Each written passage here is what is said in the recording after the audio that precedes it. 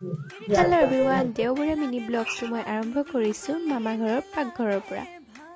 যোৱাকালি মানে শনিবাৰে মই গৈছিলোঁ মামা ঘৰলৈ। যিহেতু দেওবাৰ মামীহঁতৰ অফ ডে, গতিকে ময়ো মামা ঘৰলৈ বুলি গ'লোঁ আৰু শুই উঠিয়ে মামীয়ে বনালে ফুলা ফুলা লুচি আৰু লগতে খালোঁ মই লাল চাহ। তাৰপিছতে মামীয়ে ক'লে দুপৰীয়া ভাত বনালে আজি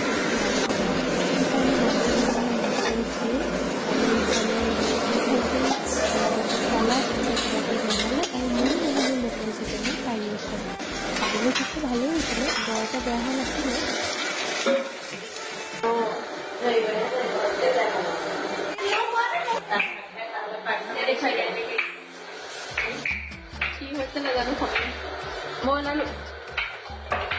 আৰু আমাৰ দুপৰীয়া ভাত সাজ ৰেডি হৈ গ'ল। খোৱা বোৱা হোৱাৰ পাছত আহিলেই নহয় ধুনীয়াকৈ টোপনি এটা।